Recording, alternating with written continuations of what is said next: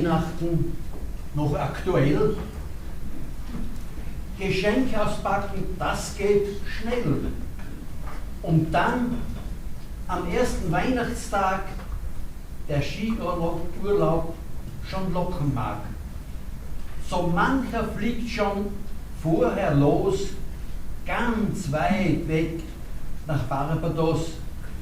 Was soll er hier im Regen? Er kann doch in der Sonne liegen. Sind Kirche, Andacht, Weihnachtsstille nur mehr Relikte für Debile? Den Rhythmus der Natur erhalten ist Sache nur mehr für die Alten. Der Jahreslauf nimmt auf und ab. Das Leben läuft nicht nur auf Trab. Es muss auch ruhige Zeiten geben zum Kraftschöpfen fürs Leben. Die Stille und in sich suchen, nicht Flugzeug auf Bahamas buchen, den Sinn des Lebens wiederfinden, Familienband zusammenbinden. Einmal ganz ruhig in sich gehen, die Stille der Natur verstehen, den Frieden in sich selber spüren, zum Miteinander weiterführen. Ob jung, ob alt, im Schein der Kerzen, gemeinsam essen, danken, scherzen, musizieren. Wenn das gelingt, da sag ich schnell, bleibt Weihnachten stets aktuell.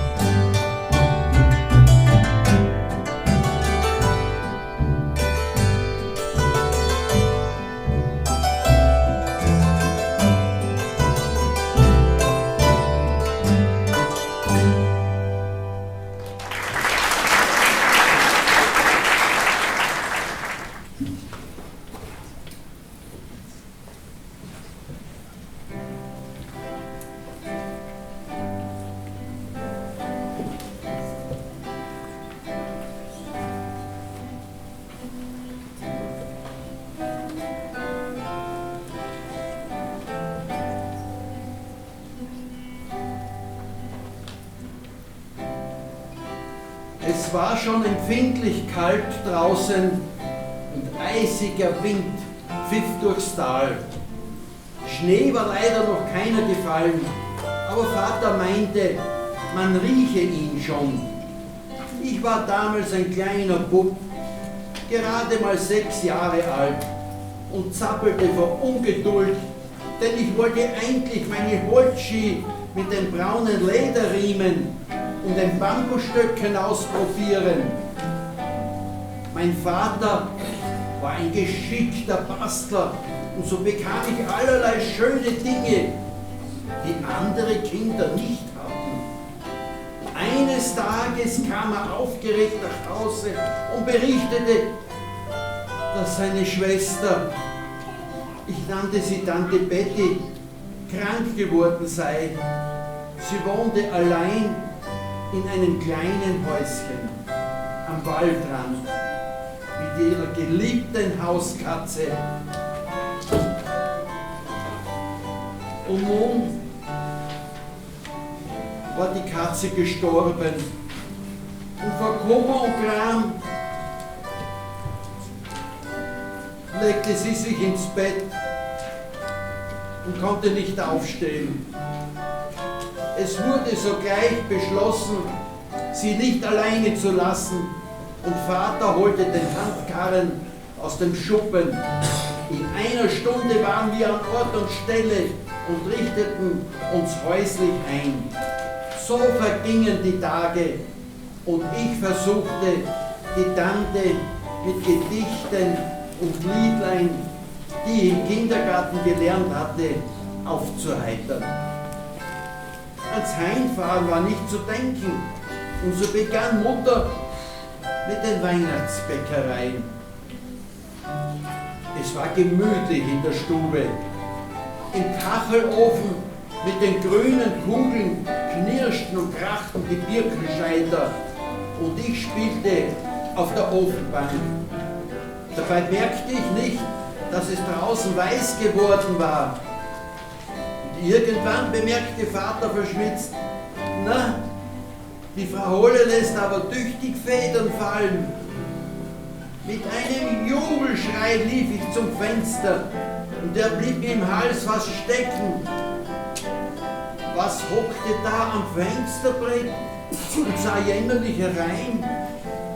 Es war ein graues Kätzchen, über und über mit Schnee bedeckt, sogar auf dem Köpfchen ein weißes Häubchen, und es maunzte kläglich. Mutter nahm vorsichtig das handvoll große Bündel herein, trocknete es gut ab und gab ihr warme Milch. Vater ging zur Tante und erzählte es ihr. Sie zog sich schnell einen Schlafrock über und besah sich die Katze. Als diese mit dem Trinken fertig war, nahm ich sie und legte sie in den Schoß der Tante, worauf sie ihre Pfoten streckte und leise schnurrte. Vater lachte und meinte, es wäre wohl der Kater Schnurli, der sich verlaufen hätte. Und Tante Betty sagte liebevoll, ja, in so einem Wetter könne man ein Katzenkind nicht hinauswerfen. Vater musste sofort auf den Dachboden steigen und den alten Brotkorb herunterholen. Ich lief in die Scheune um weiches Heu und die Katze bekam ein weiches Bettchen. Dann legte ich sie hinein. Sie riss ihr Mäulchen auf und schlief sofort ein. Am heiligen Abend, der schon bald war, lag sogar ein Bettchen, ein Backerl für Schnurli unter Weihnachtsbaum.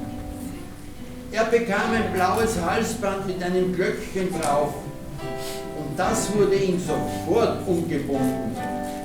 Fröhlich hüpfte und hopste er herum und dann die Betty, die wieder gesund war, erklärte feierlich, jetzt gehört er mir und wird mich beschützen. Und so ist es noch lange geblieben.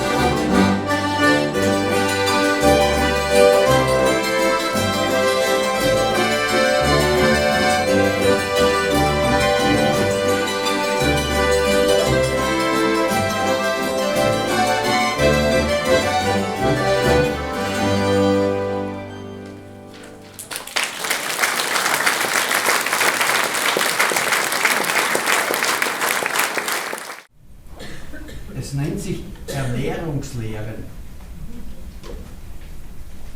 Weihnachten ist weit und breit, meistens auch Verwandtenzeit. Gern hat man dann aufgedeckt, was den Leuten wirklich schmeckt. Doch es hat, das ist so schick, mancher seinen kleinen Dick. Schon bei Walter fängt es an, der isst nur mehr vegan. Und Isabel lebt nakrobiotisch und Erich findet das idiotisch.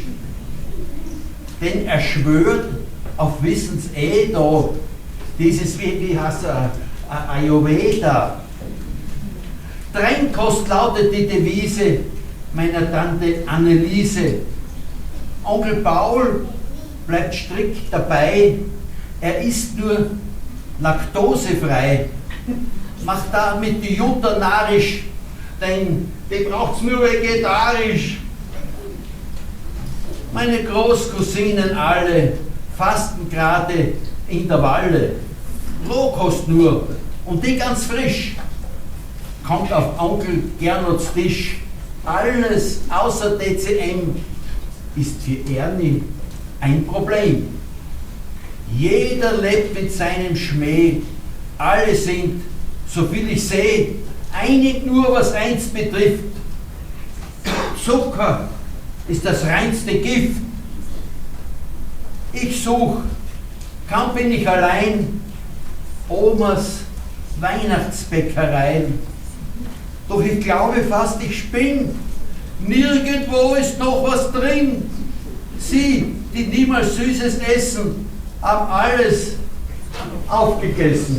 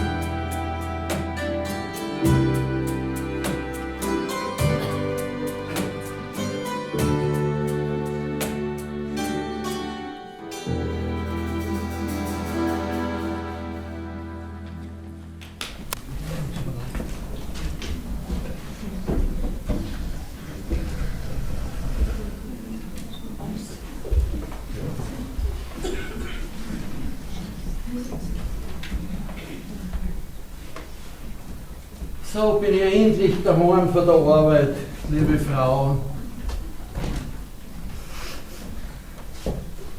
Komisch. Nach was riecht's denn da so komisch?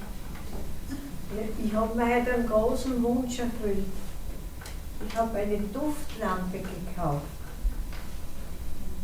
Es riecht nach Bergamotte, Citrus, Bergamia. Das hättest besser bleiben lassen sollen. Merkst du es nicht? Citrus bergamia beflügelt die Seele und ist das ideale Stimmungsaufheller gegen die Winterdepression. Die Depression kriege ich erst, wenn ich das rieche. Vielleicht stört dich das Teebaumöl. Das hilft aber zum Beispiel sehr gut gegen Entscheidungsschwäche. Ich habe mich schon entschieden, der Duft geht mir auf die Nerven. Dann muss ich vielleicht noch ein paar Tropfen Melisse dazugeben. Melissa officialis. Das hilft gegen Stress. Bitte, bitte lass das bleiben. Wo steht denn die Duftlampe überhaupt? Ja, da, warum? Weil es da, wenn ich sage, stinkt es am meisten. Um Gottes Willen. Meine Kokosbusseln, übernarrisch. Meine Kokosbusseln. Na also, und du wirst mir erzählen, dass es die Aromatherapie das seelische Gleichgewicht herstellt. Du willst mich ärgern. Schau dir das an. Das ganze Backblech ist schwarz.